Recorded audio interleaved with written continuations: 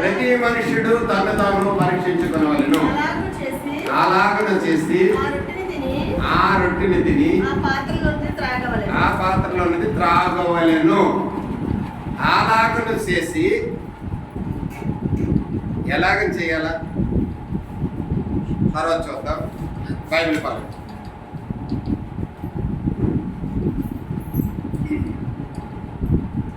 వాక్యమును యాకోబుకు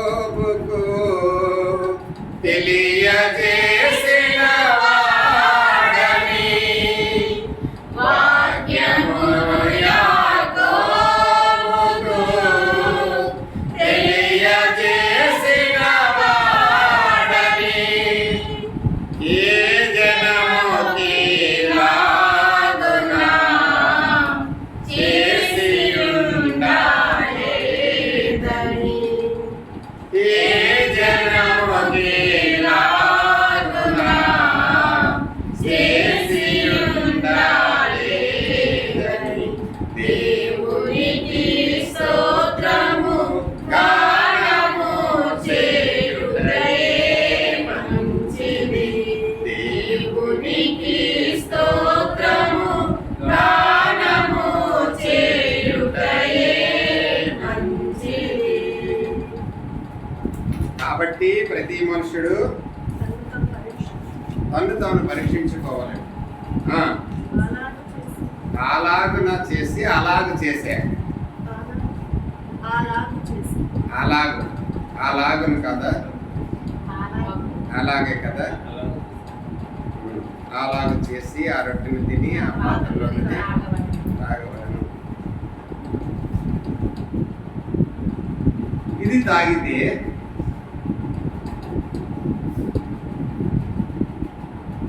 పరీక్షించుకోవాలా, పరిశీలించుకోవాలా, పరిశోధించుకోవాలా? పరీక్షించుకోవడం అంటే ఏంటి? పరిశీలించుకోవడం ఏంటి? పరిశుద్ధపరచుకోవడం ఏంటి? వాక్యం ద్వారా పరిశుద్ధపరచుకోవాలా, పరీక్షించుకోవాలా? నేను ఏమై ఉన్నాను, నేను ఏమై చేస్తున్నాను, నేను ఏ పని చేశాను ఈ వారం దినాలు పరిశోధించుకోవాలి.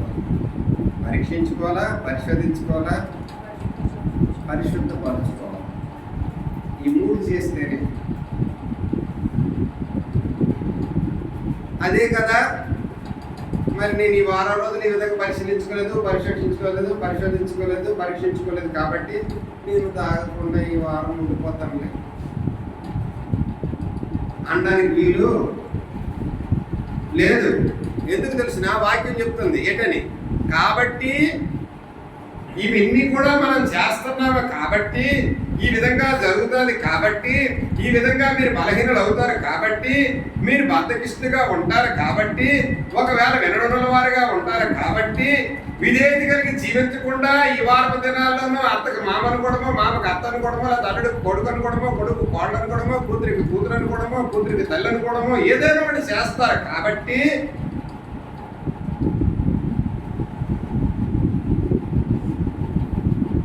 కానీ కాబట్టి ఇవి వచ్చినాయంటే చాలా ప్రమాదంతో కూడుకున్నవి దేవుని గ్రంథంలో.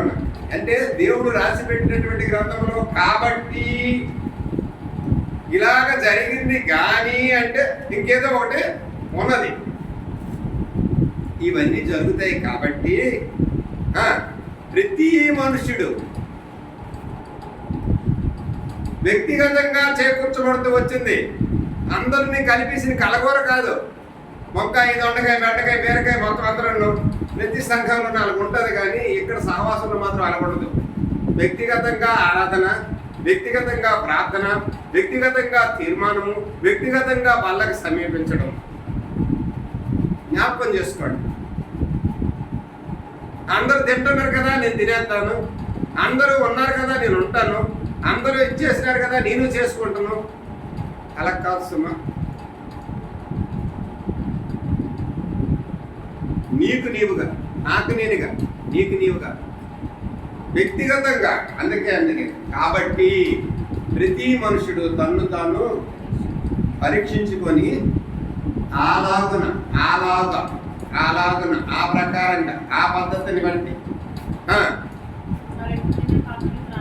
ఆ, ఆ రక్తమును తిని ఆ రక్తమును త్రాగ, ఆ పాత్రలో తిని ఆ రక్తం త్రాగం. ఏ రక్తము? పరిశుద్ధమైన రక్తం, నిష్కలంకమైన రక్తం, కుందారహితమైన రక్తం, పాపులలో చేరక ప్రత్యేకముగా ఉన్నటువంటి వాడైన యేసుక్రీస్తు రక్తం. ఆ రక్తము సిద్ధింపకుండా పాప క్షమాపణ లేదు. కానీ అది ఎడ్లు యొక్క కోలి యొక్క రక్తము కాదు, కానీ ఎవరైనా కుమారుడు యొక్క రక్తం ద్వారా యేసుక్రీస్తు కుమారుడుగా ఈ లోకాన్ని ప్రవర్తించి సర్వమానవాళి పాప పరిహార్థమై రక్తంగా అసత్యంలో ఉన్న మనల్ని సత్యంలోనికి నడిపించి జ్యోతిర్మయుడిగా వెలుగులోనికి మనల్ని ఆదరించి ఆయన మార్గంలో స్థిరపరిచి బలపరిచి నడిపించి ఆయన శరీరానికి సాదృశ్యంగా ఉన్నటువంటి రొట్టెను, ఆయన రక్తానికి సాదృశ్యంగా ఉన్నటువంటి ద్రాక్షారసము మాదిరి. అది మాదిరి. ఇది జరపకపోతే ప్రభువును నమ్ముకున్నామని నిరీక్షణ అనే ఆధారము లేదు. ఇదొకటే నీకు ఆధారం. అందుకే అక్కడ రాయబడి ఉన్నది ఎక్కువ మాట ఏంటో తెలిసిన, అది తిని త్రాగక ఉన్నవారు మీలో అనేక మంది బలహీనులను రోగులై ఉన్నారు. బలహీనులు రోగులై ఉన్నారు. చాలా మంది నిద్రిస్తున్నారు. బలహీనం ఏంటి? రోగం ఏంటి? శరీర రోగం కాదు సుమా. శరీరానికి నాయన నాకు అయ్యా ఈ రోగం నాకు తగ్గాలయ్యాను తగ్గడం కాదు. ఆత్మీయ బలం కొరకు చెబుతున్న మాట. శరీరానికి మనిషి పుట్టినోడికి ప్రతి ఒక్కరికి ఉంటాయి రోగాలు. మీరు ఎవరైనా సరే చెప్పినప్పుడు అంటేమో ఎప్పుడైనా సరే నా స్వార్థ చెప్పినప్పుడు నీకు ఆత్మకు రక్షణ కావాలంటే ప్రభు యేసుక్రీస్తు నందు విశ్వాసం ఉంచు. ఏటికి కావాలా? ఆత్మకు రక్షణ. నిత్యరాజ్యము పరలోకము కావాలంటేనే ఈ లోకపరంగా మనిషి అన్నోడికి ప్రతి ఒక్కరికి ఉంటాయి. దేవుడు నమ్ముకున్నా సరే నమ్ముకోకపోయినా సరే వస్తాయి అవి. అది సహజం. నాకు కదా ముసలిలో ఉన్న ఈజీగా ఎక్కిపోగలుగుతారు ఏదైనా సరే. నేను ఎక్కలేను. అలాగని నేను రోగినై ఉన్నానని నేను దేవుని మీద నిందేస్తానా?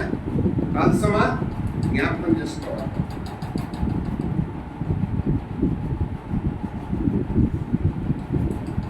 ఇలా మనకు రాస్తుంది మళ్ళీ అదే మాట, నీకు అదే మాట. 11వ వచనం.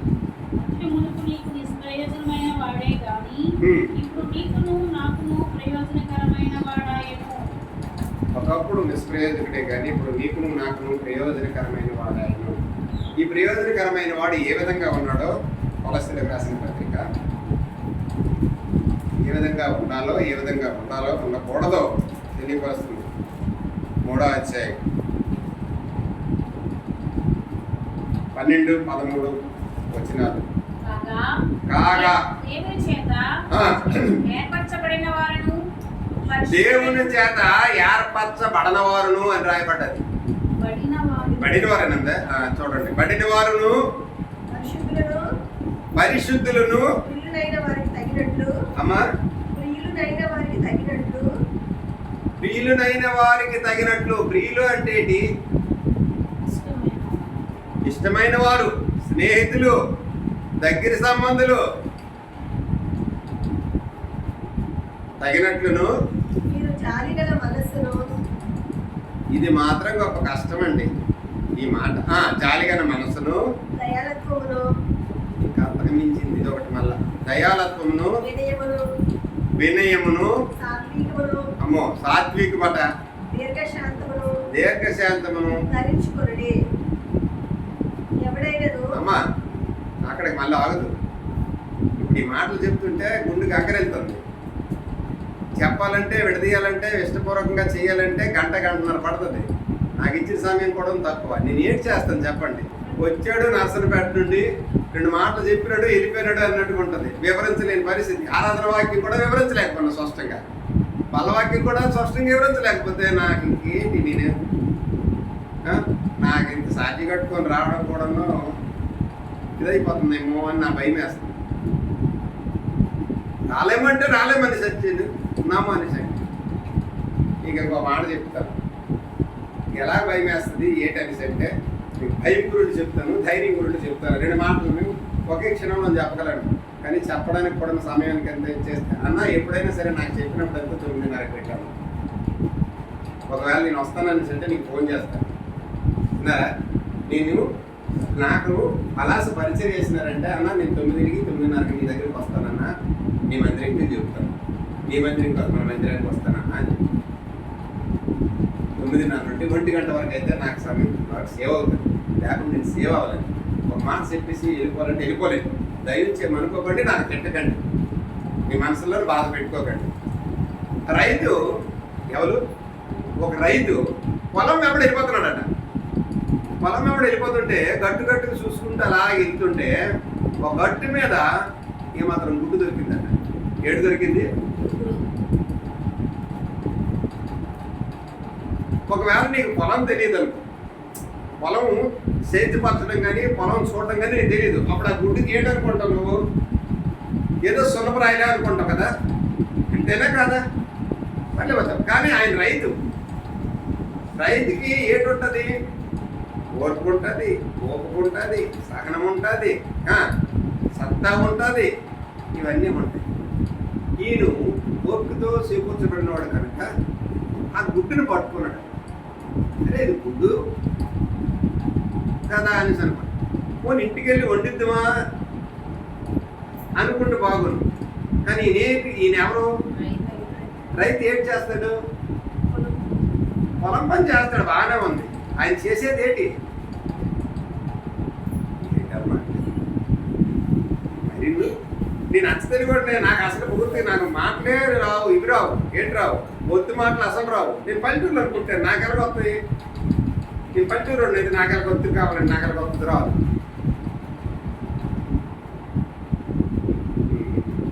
రైతు ఏం చేస్తున్నాడు? మనకి ఏటిస్తాడు? వ్యవసాయం చేస్తాడు. వ్యవసాయం చేసి ఏటిస్తాడు? వాసన అనేటువంటి ఆహారాన్ని తయారు చేస్తాడు. అంటే ఇతరులకి సహాయపడేవాడు ఉంటాడు. డబ్బు తీసుకోకుండా ఇస్తాడంటన్నా అని సనగా, డబ్బు తీసుకున్నా సరే కష్టం, ఇతరులకు సహాయం చేస్తాను. అందుకే ప్రభుత్వాలు కూడా వాళ్ళకి సహాయం చేయడానికి ఇష్టపడుతున్నాయి, కానీ ఏవి చూడ చేయలేకపోతున్నాయి. ఎందుకంటే వాళ్ళు చేసిన సేవకి, మనకు అందించిన తిండికి, వాళ్ళు చేయవలసిన పరిస్థితికి, రావాల్సిన సబ్సిడీలకి అవన్నీ మనకు అనవసరం. మన దాని గురించి ఉండదు. దాని గురించి మరి ఆ సత్తాడు వెళ్ళాడట. తెచ్చి వాళ్ళ ఇంట్లో కోడి ఉంటే కోడి పట్టు ఉందట. కోడి పట్టు పెట్టాడట. దేనికైనా మంచిది కోడి ఈ గుడ్డు తీసుకొని వచ్చాను కదా, ఏ గుడ్డు అని దానికి తెలియచుమా? ఆయనకి కూడా తెలియలేదు గుడ్డు ఏదో అనేది. దాన్ని పట్టులో పెడదాం. దేనికి? ఈయన సంపాదించగలిగినటువంటి వాడు, సమకూర్చినటువంటి వాడు, సంపదను చేకూర్చగలిగినటువంటి వాడు. అందుకు ఆ గుడ్డు తెచ్చి పట్టులను పెట్టాడు. 20 రోజుల తర్వాత 21 రోజుల తర్వాత మరి మన దగ్గర సైంటిస్టులు ఉంటే వాళ్ళు చెప్తారు ఎన్ని రోజులతో గుడ్డు అంటే పిల్ల అవుతుందని. అవన్నీ దానికి ఇచ్చిన గుడ్లు పిల్ల అయినాయి. కోడి పిల్లలతో ఈ గుడ్డు కూడా కోడి పొదుపుకొని గుడ్డు చేసి పిల్ల చేసింది. ఈ గుడ్డు ఏటైంది? గద్ద పిల్ల అయ్యింది. ఏటైంది? పెద్దమ్మ ఏటైంది?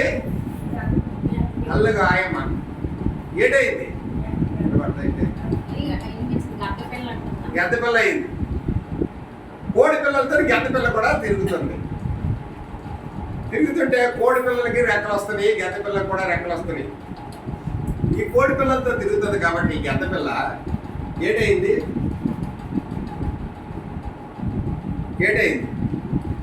కోడి పిల్లలకే భూమి మీదే తిరుగుతుంది. అర్థమైందా? నేను చెప్పేది మీకు అర్థమవుతుందా? మన జీవితాలు కూడా ఇలాగే ఉన్నాయి. ప్రభువు నమ్ముకున్నాం అనుకుంటున్నాం, కానీ మనం ఏది చేయాలో ఏది చేయకూడదో మనకు అర్థం కాకుండా పోతున్నాం. ఇవి నడుస్తుండగా ఆ కోడి పిల్ల ఎలాగైతే తింటుందో ఈ గద్ద పిల్ల కూడా అలాగే పొడుచుకు తింటుంది.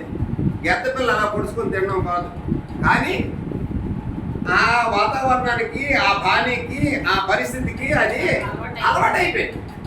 చేస్తారు, బాగానే ఉంది. ఇది జరిగింది. ఇది జరుగుతుండగా ఈ రెక్కలు వస్తున్నాయి కదా, గద్ద కొంచెం ఎదరికైనా సరే ఇప్పుడు రూపాయి డబ్బులు ఉన్నాడు ఒకలాగా ఉంటాడు, 10 రూపాయల డబ్బులు ఉన్నాడు ఒకలాగా ఉంటాడు. ఎంత అయినా వ్యత్యాసం కొంచెం వస్తుంది. పాప మీరు ఏం చేస్తుంది, ఇలాగ అంటాడు రెక్కలు, ఇలాగ అంటాడు కంటే గాలి ఊపుతుంది, పైకి ఎగరాలని శాసిస్తుంది. ఆశించినప్పుడు ఈ కోడి ఏంటంటుంది, నువ్వు ఎగరలేవు, వెలుగే ఉన్నావు అది తల్లి కోడి. ఎందుకు?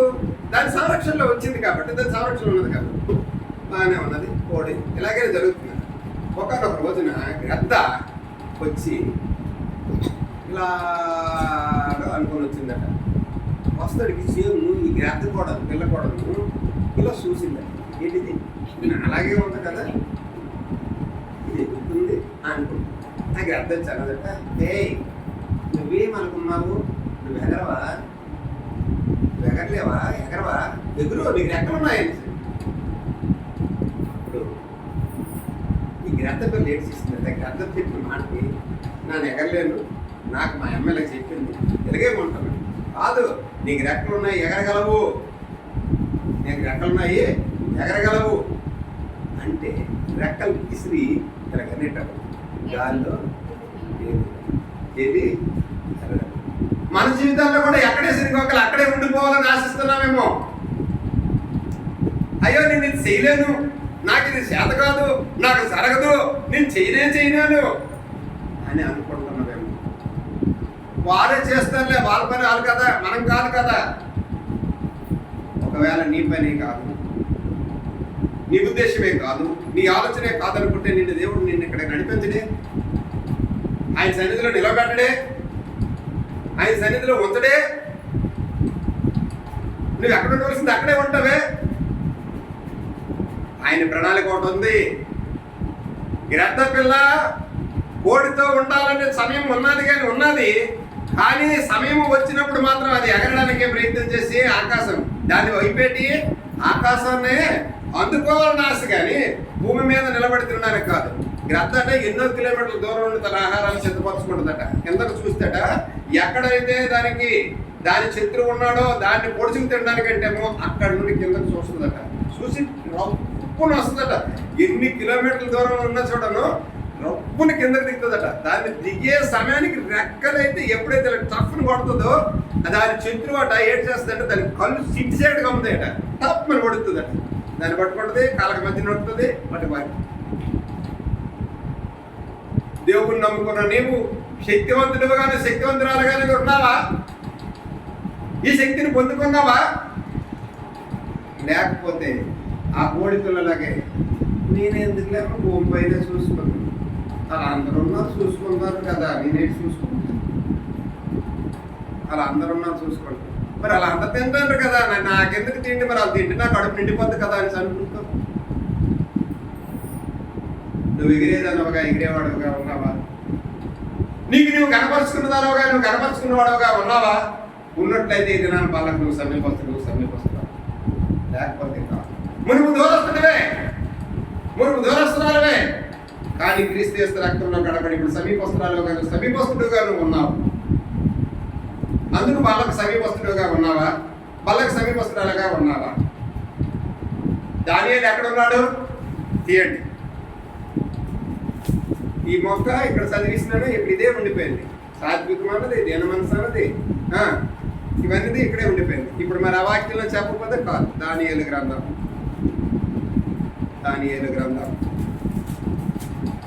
2వ అధ్యాయం పేజీ నెంబర్ తీసుకుని గమని చెప్పండి.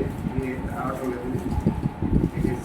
దానియేలు 2వ అధ్యాయం నాకే దొరికింది 732 పేజీ.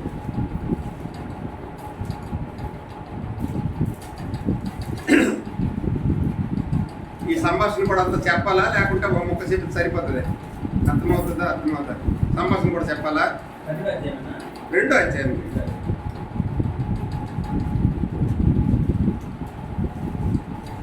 మొత్తం చెప్పాలా? 2వ అధ్యాయం మొదటి వచ్చిన చదవండి. తన ఏలుబడి యందు 2వ సంవత్సరమున కలవకాయను అందరి గురించి ఆయన మనసున్న కలత పడగా ఆయన నిద్ర పట్టకుండా ఏంటైందమ్మా? కలగన్నాడట. ఇప్పుడు ఇప్పుడు మీకు అర్థమైపోద్దా? అర్థమైపోతే వేరేకి చెప్పడానికి అంటే ముగించడానికి అవుతుంది. ఒక కలగన్నాడట, ఎవరు? రాజు అయిన నెబుకద్నెజరు కలగన్నాడట, కళను మర్చిపోయినాడట. చూడండి, అంటే కళని అన్నాడు, కళని మర్చిపోయినాడు. గ్రద్దే కానీ గ్రద్ద పిల్ల గ్రద్దని నేను ఊహించుకోలేదు. ఏంటనుకుంది? చూడనే అనుకుంది. ఆలోచన చేయండి. ఇక్కడ కలగని కళను మర్చిపోయినాడు. సరే కళను మర్చిపోయినాడు, పోయిందిలో వచ్చింది కాదు కదా, మరి ఎందుకులే, మరి నేనెందుకు మరి మర్చిపోవడం కదా అని అనాలి కదా. అనకుండా ఏంటన్నాడు? అక్కడ ఉన్నటువంటి ఎవరిని పిలిపించినాడు చూడండి, జ్ఞానుల్ని,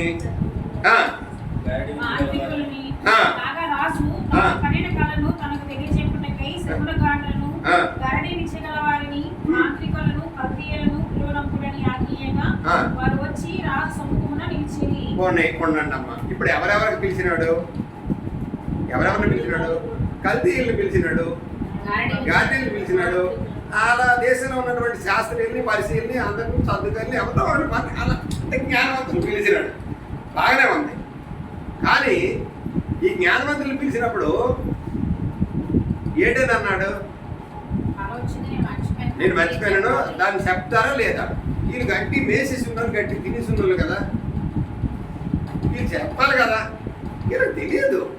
ఎందుకు తెలియదు? చెప్పినటువంటి వారు లేరు కాబట్టి. ఆ గ్రంథం అక్కడ ఉంది, కానీ దానికి చెప్పిన వారు లేకపోయింది. రాజే గ్రంథం కానీ లేకపోయింది. ఏంటికి? అలా నాటికి అలవాటు పడిపోయింది. నీవు ఇలాంటి పరిస్థితుల్లోనే ఉండిపోతున్నామేమో జ్ఞాపకం చేసుకోవాలి. అయ్యింది.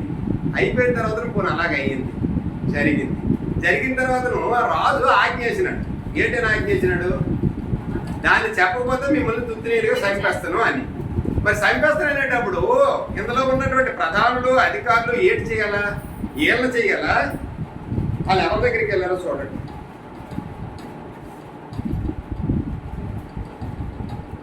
ఏడవ వచనం చదవండి. రాజు ఆ కలను తమ దాసులమైన మాకు చెప్పినట్లా మేము దాని భావమును తెలియజేసేదమని మళ్ళా ప్రత్యుత్తరమిచ్చిరి. అది అయ్యా రాజుగారు, నువ్వు కళ చెప్పితే దాని భావాన్ని ఏదో వివరించగలను. వాక్యం ఉన్నది కాబట్టి వాక్య భావాన్ని వివరిస్తున్నాం. ఇప్పుడు వాక్యం లేకుండా నువ్వు చెప్పు అని చెప్పలేము, అది వాస్తవమే. చదవండి. అందుకు రాజు ఉత్తరం ఇచ్చి చెప్పినది ఏమనగా, నేను మరచినట్ట మీరు చూచి కాలహరణము చేయవలనని కనిపెట్టుచున్నట్లు నేను బాగుగా గ్రహించుచున్నాను. కాలము ఉపాయముగా గడపవలనని అబద్ధమును మోసపు మాటలను అవన్నీ మరి చెప్పొద్దమ్మా. తర్వాత ఏంటంటే అవన్నీ చేసిన 10వ వచనం చదువు. అందుకు కల్దీయులు ఇలాగ ప్రత్యుత్తరమిచ్చిరి. ఏంటని? భూమి మీద ఏ మనుషుడును రాజు అడిగిన సంగతి చెప్తాడు. ఏ చక్రవర్తి అధికారియు సెక్రటరీ యొద్ద నుండి గాడి రీతి గలవారు కల్దీయుల యొద్ద నుండి ఇంటి సంగతి విచారించలేదు. రాజు విచారించిన సంగతి బహు అసాధారణమైనది. దేవతల కనుక మరెవరు ఈ సంగతి తెలియజెప్పగలరు? దేవతల నివాసములు శరీరుల మధ్య ఉండదు కదా. దేవతలతో ఒక సంచలన పరిస్థితి శరీరమైనటువంటి మనుషుల మధ్య ఉండదు కదా. అయితే ఇప్పుడు మనకి ఏంటి అర్థమైంది? ఇప్పుడు మనకి ఏంటైంది? లోకంలో ఉన్నది శరీరాశ, నేత్రాశ, జీవ కుటుంబము అని మనకు అర్థమవుతూ ఉంది. దేవతల పోలికలో ఉన్నది శరీరాల మధ్య ఉండదు కదా అన్న. బాగానే ఉంది. చదవమ్మా. అందుకు రాజు కోపము తెచ్చుకొని అత్యాగ్రహము గలవాడై బబులోను నన్నందరినీ సంహరింపవలెనని ఆజ్ఞించెను. అది అక్కడ కాకండి. ఇక్కడ ఉన్నటువంటి శాసనం ఏంటయిందంటే, అయ్యా నేను రాజుని, నాకు మించినోడు మరి లేడు. ఎవరైతే జ్ఞానులు ఉన్నారో వారందరిని తెచ్చి చంపేయండి అంటే వీళ్ళు ఏం చేసినారో చూడండి ఒకసారి. చూడండి. ఇంటి శాసనము బయలుదేరటం వలన జ్ఞానులు చంపబడవలసి ఉండగా వారు దానియేలును అతని స్నేహితుల్ని చంపదూసి. ప్రియమైన సహోదరుడా, ప్రియమైన సహోదరి, ఒకవేళ నీ శత్రువు నీ మధ్యనొచ్చి తాండవం వాడి నిన్ను ఇలా బలపరుస్తున్నాడేమో ఒకసారి జ్ఞాపకం చేసుకో. నువ్వు వాళ్ళకి సమీపించవద్దు. నువ్వు పనికిరావు, నువ్వు యోగ్యత లేనివాడువు, యోగ్యత లేని దానమని నీకు పిరికి మందలు వేస్తున్నారేమో. చూసుకో, జాగ్రత్త సుమా. నీ దేవుడు, నా దేవుడు శక్తి కలిగిన దేవుడు, నమ్మకమైన వాడు, సాధ్యమైన వాడు, అసాధ్యమైన వాడు కాడు. జ్ఞాపకం చేసుకోవాలా. శాసనం బయలుదేరింది, జ్ఞానులందరినీ చంపమని ఆజ్ఞ అయింది రాజుది. కానీ జ్ఞానులందరినీ చంపమని ఆజ్ఞ అయితే అక్కడ ఉన్నటువంటి సేనాధిపతులు, సైన్యాధిపతులు వచ్చి ఏడు చేస్తున్నారు తెలిసిన జ్ఞానుల దగ్గరికి కానీ వెళ్ళలేదు, వీళ్ళు ఎవరి దగ్గరికి వెళ్ళలేదు. దేవుని కొరకై ఎవరు నమ్మకస్తులై ఉన్నారు, ఎవరు దేవుని యందు భయము భక్తి కలిగి జీవిస్తున్నారు, రాజు యందు నమ్మిక ఉన్నారు, రాజు సంస్థానాన్ని కాపాడాలని ఆశిస్తూ ప్రార్థన చేస్తూ యోచన చేస్తూ ఉన్నారో వారి దగ్గరికి వచ్చి వారిని చంపాలని చూస్తూ ఉన్నారు. ఈ నా జీవితంలో శత్రువు పడిన పన్నాగం ఇదే.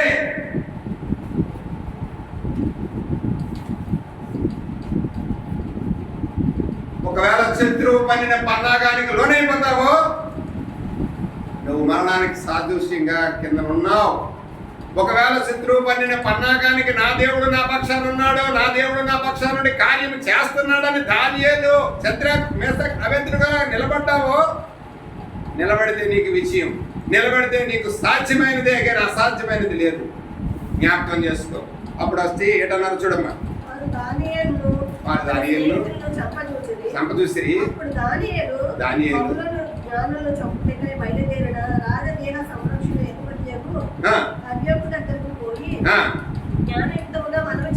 ఏంటని రాజు వద్ద నుండి ఈ ఆజ్ఞ ఎంత త్వరితముగా వచ్చిన ఏమని దానియేలు రాజు యొక్క అధిపతి అయిన అజర్యతో నడక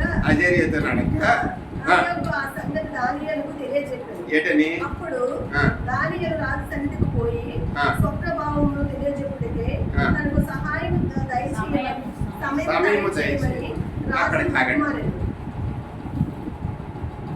ముందు కూడా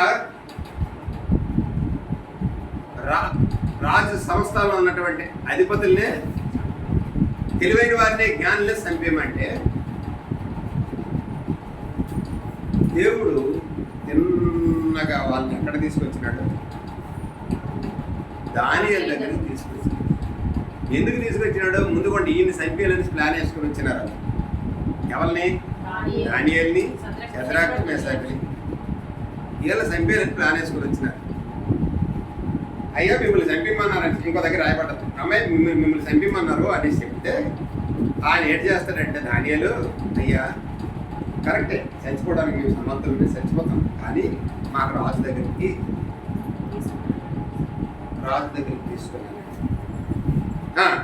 తీసుకొని వెళ్ళండి అని చెప్పినాడు. రాజు దగ్గరికి తీసుకొని వెళ్ళిన తర్వాత రాజు సముఖం అందరూ మాట్లాడడానికి ఎవరు కూడా హక్కు లేదు, అర్హత లేదు. కానీ దానియేలు విషయంలో వచ్చినప్పటికి మాత్రము రాజుకి చింత పుట్టింది. ఎందుకు చింత పుట్టిందో తెలిసిన? ఒక శాసనం వచ్చింది కదా అప్పుడు. ఆ శాసన విషయంలో ఎవరు? దానియేలు దేవుడే తప్ప వేరొక దేవుడు లేడు అని శాసనంలో నిరూపించగలిగినాడు షద్రక్, మేషక్, అబేద్నెగోలు. దానియేలు దేవుడే నమ్మకమైన వాడు. రాజు సముఖానికి వెళ్ళినప్పుడు, రాజు సముఖంలో ఉన్నప్పుడు, రాజు దగ్గరికి వెళ్ళినప్పుడు, నువ్వు దేవుని కొరకై నమ్మకస్తురాలుగా ఉన్నప్పుడు, నీ పని ఏదో నీవు కోరినప్పుడు, నీ దేవుని సన్నిధులను ప్రార్థించుకుని వెళ్ళినప్పుడు, ఏ అధికారి అయితే నీకు కావాలో, ఏ వ్యక్తి అయితే నీకు కావాలో ఆ వ్యక్తిని సమకూర్చడానికి సిద్ధ మనసు కలిగినటువంటి వాడు నీవు, నేను నమ్ముకున్న దేవుడు. ఆశిస్తున్నావా? చేస్తాడు దేవుడని కార్యముని నా పక్షాన, నా దేవుడు నా కార్యము నేను ఆశించిన దాన్ని నాకు తప్పగా దయచేస్తాడని విశ్వసిస్తున్నావా? విశ్వసిస్తే కార్యం చేస్తా, చేయడానికి సిద్ధ మనసు. అందుకే ఏటన్నాడో తెలిసిన? ఏటన్నాడు చెప్పగలుగుతారా?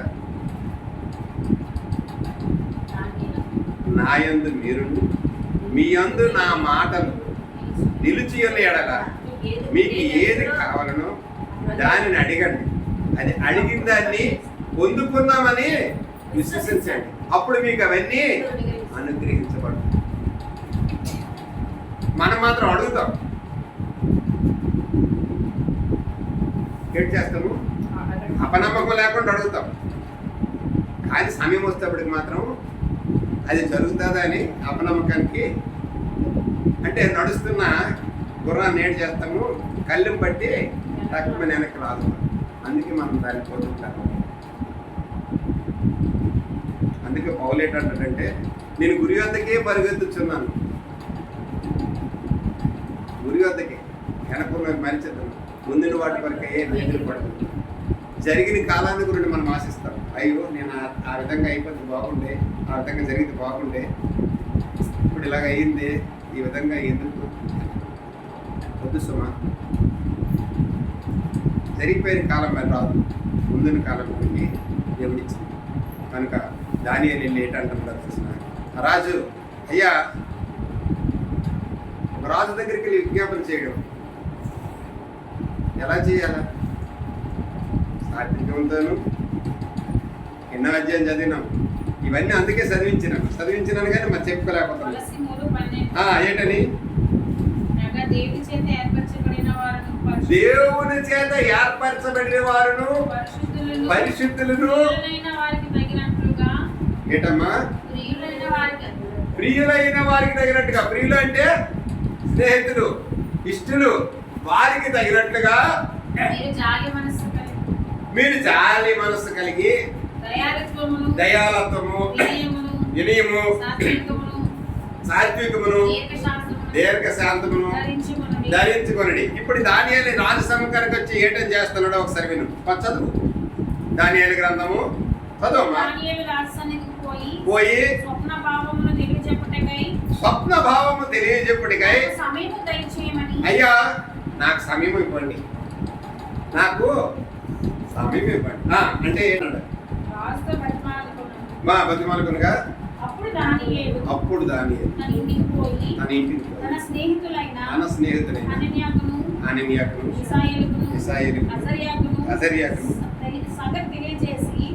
ఈ సంగతి తెలియజేసి తాను తన స్నేహితులు, అక్కడ కాకమ్మా, తాను తన స్నేహితులు, సంఘములో ఉన్న విశ్వాసులు, సంఘ సేవకుల్లో ఉన్న విశ్వాసులు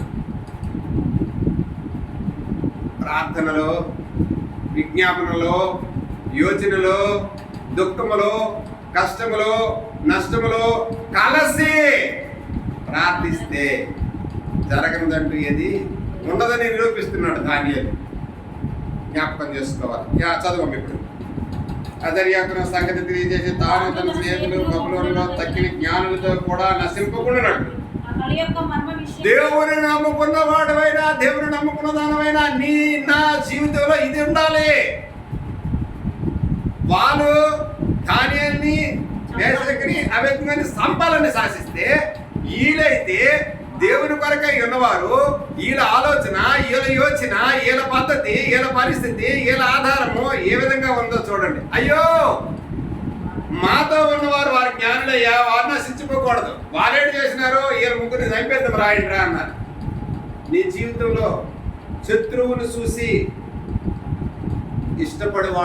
ఇష్టపడదానుగా ఉన్నావా? శత్రువును చూసి అసహించుకున్నదానుగా ఉన్నావా? శత్రువులు. అందుకే కీర్తనకారుడు అంటాడేంటి, శత్రువులు ఎదుటి నాకు భోజనమును సిద్ధపరిచిన పాట ఉంది. ఏ పాట అది?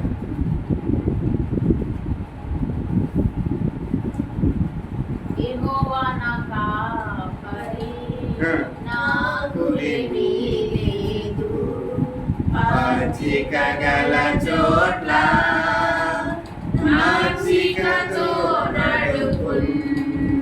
పచ్చిక గల చోట్ల మచ్చికతో నడిపించే దేవుడు. పచ్చిక అంటే సమృద్ధిమైనటువంటి ప్రదేశంలో, శ్రేష్టమైనటువంటి ప్రదేశంలో నడిపించడం. ఎప్పుడైతే దానియేలు, షద్రకు, మేషాకు, అబేద్నెగో అన్నటువంటి ముగ్గురు పేర్లు కలిగిన వారు మీరు ప్రార్థన చేసి అంటున్నారేంటని, అయ్యా మన సహోదరుల కొరకు ప్రార్థన చేద్దుము రండి అని చెప్తే ఏటైంది చూడండి.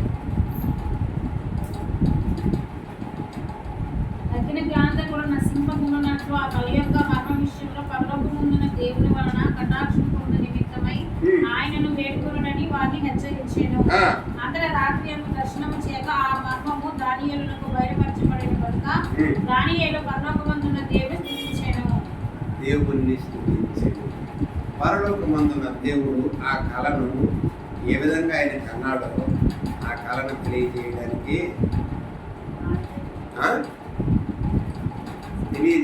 జ్ఞానమును, ఆలోచనను, వివేచనను దానియేలుకు దయచేసి.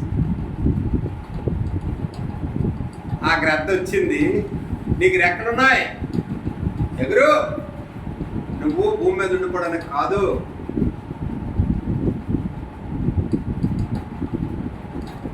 ఒకవేళ దానియేలు తన జీవితంలో అవునా రాజు ఆజ్ఞ అయిందా చంపేయాలనేసే, అయితే మమ్మల్ని చంపేయండి, ఇంకా మాకు మార్గం లేదు, రాజు ఆజ్ఞ కదా, జారీ అయింది కదా, చనిపోతే సరి కదా, ఎందుకు నువ్వు చెప్పినావు. కానీ దానియేలు దేవుని కొరకై నమ్మకస్తుడు, ఉన్నతమైన వాడు, పైనుండి గెద్దలాగా వచ్చినటువంటి వాడు, ఎగరగలవు, నీకు రెక్కలున్నాయి, నువ్వు పైకి రాగలవు అన్నటువంటి జ్ఞానం కలిగినటువంటి వాడు. ఎప్పుడైతే నాకు రాజు యొద్దకు తీసుకెళ్ళండి, రాజుకు నేను విన్నపం చేస్తాను. ఎందుకో తెలుసు, నువ్వు దీన మనసు కలిగి, నువ్వు సాత్వికమైన మనసు కలిగి, నువ్వు విధేయుడివై, నీ విధేయురాలవై ఉన్నట్లయితే నీకు అసాధ్యమైన తండ్రి, నీ శత్రువైన నీకు ఉద్యోగం కాగలుగుతాడు, నీ శత్రువు ఎదుట నీకు భోజనం సిద్ధపరుస్తాడు దేవుడు. ఆనాడు దానియేలుకు ఉన్నటువంటి దేవుడు ఈనాడు నీకు ఉన్నాడు. విశ్వసిస్తున్నావా? ఆలోచిస్తున్నావా? ఆశపడుతున్నావా? ఒకవేళ ఆశపడితే, విశ్వసిస్తే, ఆలోచించకుండా దేవునికి తీర్మానంలో నువ్వు సాగినట్లయితే, గడిచిన కాలాన్ని మర్చి ముందున్న కాలాన్ని కొరకే పౌలు వల్ల వేగిరపడినట్లయితే దానియేలు లాగను, శద్రక మేషాకు అబేద్నెగో లాగను, లేకుంటే దావీదు లాగను. నేను 3 చెప్పాలనుకున్నాను ఇంట్లో, కానీ 3 నేను ఒకటే చెప్పాలి. దానియేలు కొరకు చెప్పాలనుకున్నాను, అది చెప్పాలి. సమూయేలు కొరకు చెప్పాలనుకున్నాను, చెప్పాలి.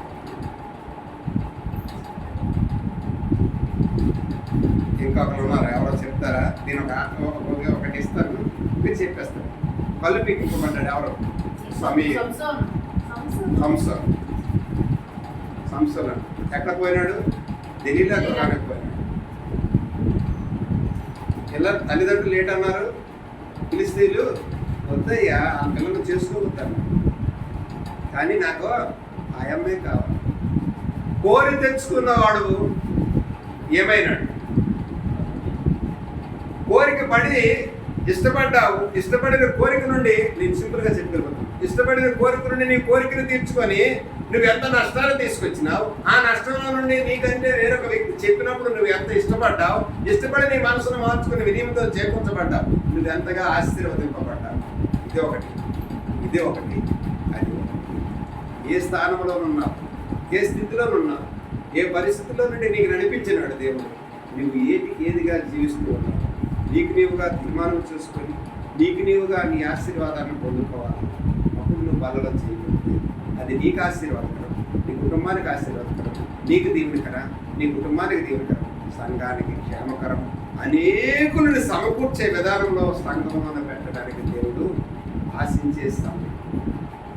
దానియేలు ఆ ఒక్కడే కల భావాన్ని చెప్పినప్పుడు, ఆ ఒక్కడే కళని వివరించి దాని భావాన్ని చెప్పినప్పుడు ఎంతమంది రక్షింపబడ్డారు, ఎంతమంది ఆశీర్వదింపబడ్డారు, ఎంతమంది జీవితాల్లో తల మీదకి వచ్చిన కత్తిని దింపింపబడ్డారు.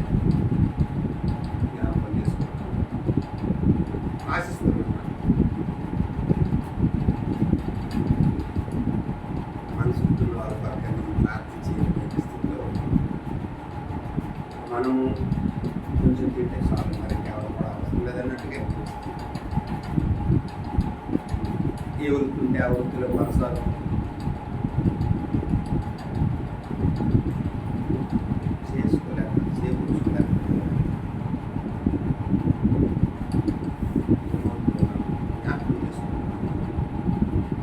ఆలోచిస్తున్నాను, లేదే నలుగురు వస్తున్నారు కదా నేను వస్తున్నాను, నలుగురు పోతున్నారు కదా నేను పోతున్నాను, నలుగురు ఆ పని చేస్తున్నారు కదా నేను చేస్తున్నాను. నీకు నాకు వివేచన, వినయం, విధేయత, వివేచించే జ్ఞానం దయచేస్తూ వస్తున్నాడు కదా దేవుడు. సంఘ ప్రార్థనలో ప్రార్థనా కూడికల్లోన, వార కూడికల్లోన, గృహ ప్రార్థనల్లోన దేవుడు మాట్లాడుతూ ఉన్నప్పుడు, దేవుడు మనల్ని స్పందిస్తున్నప్పుడు, దేవుడు మనల్ని హెచ్చరిస్తున్నప్పుడు, దేవుడు మనల్ని కడుతున్నప్పుడు నువ్వు కట్టింపబడుతున్నావా? కట్టింపబడింది. దుష్టుడు ఎత్తుకుపోడు. ఒకవేళ నీ ఉదయం కట్టింపబడదు, దుష్టుడే తాండం చేస్తాడు. నీకు ఎందుకు అవసరం? నేను ఉన్నాను కదా, నీకు ఆడిస్తాను కదా, నీకు ఉల్లుకు గొత్తుడుకు నా దగ్గరే ఉన్నది కదా, రా అంటాడు. ఇంకా యమనులు దేని చేత తమ నడకను శుద్ధి చేసుకుందంటే నీ వాక్యం చేతనే కదా, నీ వాక్యమును సరిచూసుకున్నట్టు చేతనే కదా.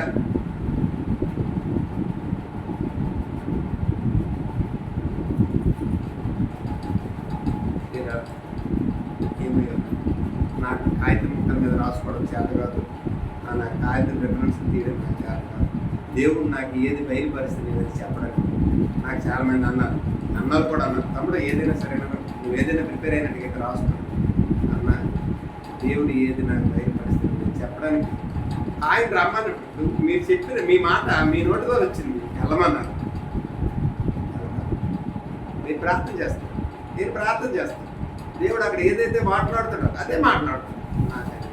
ఇప్పుడు నాకు చేస్తాను. మీకు ఒక మర్మం చెప్తాను చూడండి. ఇగోటి కాగితం మాత్రము పట్టుకున్నాడు. ఒక వ్యక్తి చెప్పినప్పుడు చెప్పుదుము అనే పట్టుకున్నాను, చెప్తున్నాను సత్యము. కానీ ఆ కాగితం పట్టుకున్న తర్వాతను బస్సులో వచ్చినాను, వచ్చేటప్పుడంటేమో కాగితం పట్టుకొని ఒకరు చెప్పింది చెప్పడానికి నీ అని హృదయం ప్రేరేపిస్తే, అయ్యా నేను నీ దగ్గర తీర్మానం చేసుకోను కదా, అయినా సరే నేను ఈ కాగితం నాకెందుకు వచ్చి అని పెట్టేను. నేను ఎక్కడ కూడా ఏం చేయలేదు. రెండు మాట, ఆ ఒక్క మాటే ఏమైనా మర్చిపోతున్నామో నీకు విలోమానికి రాస్తూ అనేసి ఒకటి ఉంటుంది, అది ఒక్కటి రాసుకున్నాను అంతే. అది బయలుపరిచినాడు, మీకు చెప్పాడు. నేను నీలాగే మనుషులు కనుక ఏమైనా ఒకవేళ దొరికినట్లయితే మాట్లాడలేదు, తప్పు మాటలు దొరికినట్లయితే, ఎందుకంటే మనుషులు కాబట్టి దేవుని సన్నిధిని మనం ఎలాగుండాలి? కోడి పిల్లవలే భూమి మీద పాకిన వారంగా ఉండేవారము, పామని తిరగాలి. ఎక్కడ వారము? ఏంటంటాడు పౌలు? ఏంటంటాడు? అబ్రహాం ఏంటంటాడో తెలిసిన? అబ్రహాం హెబ్రీయులకు రాసిన పత్రిక చూడండి. దేవుడు దేనికి శిల్పియు నిర్మాణకుడు? ఆ పట్టడం కాదు, ఆ పునాదులు గల పట్టడం. చూడండి, ఏదైనా సరే ఒక్క మాట కూడా తేడా వచ్చినా సరే తేడా తీసిన గమ్మని చెప్పండి, నేనే చెప్పాలి. మీకు ఏమైనా అవగాహన ఉంటుందని నా ఆశ. 11వ అధ్యాయము 10వ వచనం హెబ్రీయులకు రాసిన పత్రిక. దేవుడు దేనికి శిల్పియో నిర్మాణకుడునై ఉన్నాడు. ఆ పునాదులు గల ఆ పునాదులు గల ఆ పట్టణం కొరకు అబ్రహాము ఎదురు చూచుచుండెను. ఇది ఒకటైతే ఆ 11వ అధ్యాయమే 14వ వచనంలో అంటాడు. 13వ వచనం కొంచెము కిందకు వస్తే భూమి మీద పరదేశులము అన్నమాట. భూమి మీద పరదేశములను యాత్రికులై ఉన్నామని ఒప్పుకొని విశ్వాసము గలవారమై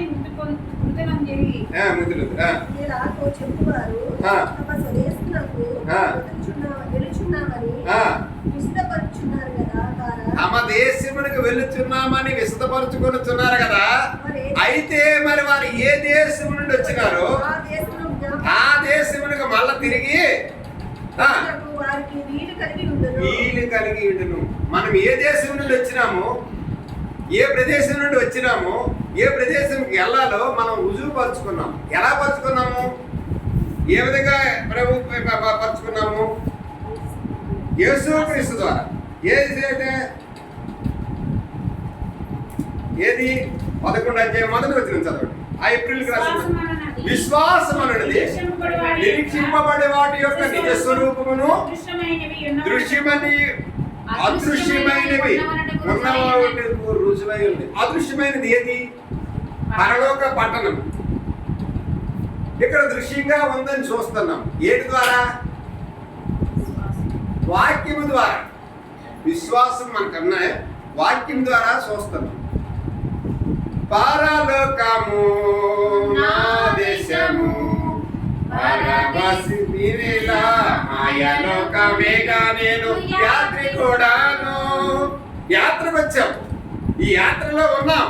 ఈ యాత్రలో నీవు నేను ఏటి చేస్తున్నాము, ఏటి కొంటున్నాము, ఏటి ఉంచుకుంటున్నాము, ఏటి సంచులు వేస్తున్నాము అది చూస్తున్నాడు. యాత్రకి వెళ్ళి లేట్ చేస్తారమ్మా. తిరుగు ముక్కలు, కరకాయలు, మామిడి పళ్ళు కలుపు, మామిడి పళ్ళు, కమల పళ్ళు కలుపు, కమల పళ్ళు, ద్రాక్ష పళ్ళు కలుపు, ద్రాక్ష పళ్ళు, సీతాఫలం కలుపు, సీతాఫలం వేసుకుంటారా? మరి ఈ యాత్రకి మనం వచ్చినాం కదా, ఈ యాత్రలో నేటి చేస్తున్నాము, ఏటి తీసుకెళ్తాము అది ఆయన చూస్తాం. మంచి ఫలములు ఫలించని ప్రతి చెట్టు నరకవేయబడును అని స్పష్టంగా రాయబడుతుంది. పాత నిబంధన కాలంలో నరకవేయబడినటువంటి బాగుంది. కొత్త నిబంధన కాలంలోనే ప్రభువైన యేసుక్రీస్తు వారి నెరవేర్పు జరిగినటువంటి కాలంలోనే. అయినప్పటికీ కూడా ఈ సంవత్సరము కూడా ఉండనిమ్ము. ఆయన ప్రేమ వెల్లడిపరుస్తూనే ఉన్నాడు. అందుకే అంటున్నాడు, అందరూ అంతట మారు మనసు పొందవలనని ఆయన రాకడ ఆలస్యం చేయించున్నాడు. కొందరు అన్నట్టుగా, కొందరు విన్నట్టుగా, కొందరు ఆలోచించినట్టుగా కాదు, కానీ అందరూ అంతటా మారు మనసు పొందాలని ఆయన రాకడ ఆలస్యం చేస్తాడు. ఆయన రాకడ ఆలస్యం చేస్తుంటే మనల్ని ఇంకా ఏం చేస్తాం? మొన్న వైజాగ్ పాపం పేద కుటుంబం అట, ఒక్కడే కొడుకట. చూడండి, చదువుతున్నాడట ఏదో. ఇప్పుడు చదువు కంటే నాయన చదువురా, చదువుకి ఏదో పెట్టుబడి పెడతాంరా, కొన్ని చదువుకోరా అని అంటే అచ్చే కాదు, నాకు బైక్ కావాలన్నాడు. ఇప్పుడు నా బైక్ కావాలంటే ఇప్పుడు సరే చిన్నదేదో కొంటాంలేరా, కొన్ని ఏదో చేస్తాంలేరా అని అంటే అచ్చే కాదు, 3 లక్షల రూపాయలు అప్పు చేసి కొనవలసిన పరిస్థితి వచ్చిందట. ఏమంటే ఒకవేళ పిల్లడు ఏమైనా చిన్న మనసు చేసుకుంటాడేమో, చేసుకుంటే మన కడుపు కోత మిగిలిపోతుందేమో, తల్లిదండ్రులంగా వికృత జీవులం అయిపోతామేమో అని భయంకి. మరి ఇప్పుడు ఈ దినాన్ని ఏమైంది? వికృత జీవులుగానే మిగిలిపోయినారు. డబ్బుని అప్పు చేసినారు, కుమారుని కోల్పోయినారు, వికృత జీవులుగా మిగిలిపోయినారు. ఏమవుతున్నాము? ఎటు నడుస్తున్నాం? జ్ఞాపకం చేసుకుంటున్నామా? చేసుకోవడం లేదే. కనుక దావీదు తన సైన్యంలో ఉన్నతమైన వాడు ఎవరు? యూరియా. శ్రేష్టమైన వాడు. ఏ యూరియా, ఈ దినాన్ని వెళ్ళి అక్కడ ఉండయ్యా అంటే, అమ్మో నా సైన్యం అంతటా యుద్ధ భూమిలో రణరంగంగా చేకూర్చబడుతూ ఉంటే నేను ఇక్కడ పవలించడానికి, నేను ఈ విధంగా ఉండడానికి, నేను ఈ విధంగా సంతోషించడానికి నేను అర్హుడునా? అయ్యో, నా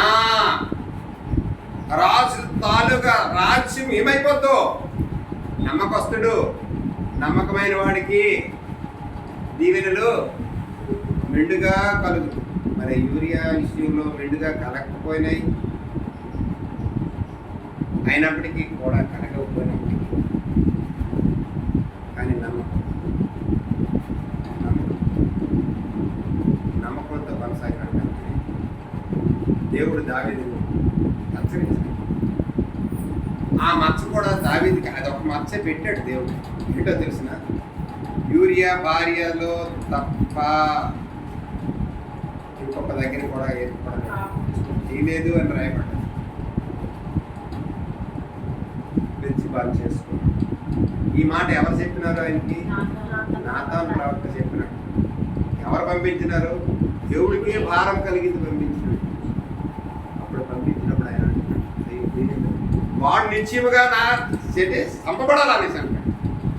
ఆయన చంపబడాలి. అక్కడ అంటాడు మంచి మాట అండి, నాకు జ్ఞాపకం లేదు. సమీయలు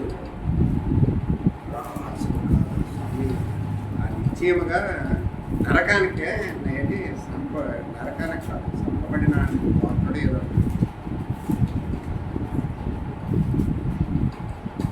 హెచ్చరించారు.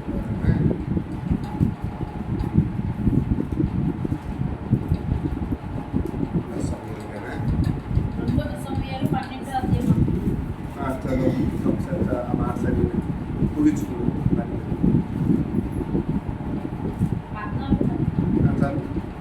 అయితే కార్యపడి యెహోవాను పూజించి వారి శత్రువులను గొప్ప ఎదుగుదల చేసిన తర్వాత నీకు పుట్టిన బిడ్డ నిశ్చయంగా చచ్చినని దావీదుతో చెప్పి తన ఇంటికి వెళ్ళాడు. అది పుట్టబో బిడ్డ గురించి అది కానీ నాతాను చెప్పినప్పుడు వాడు నిశ్చయముగా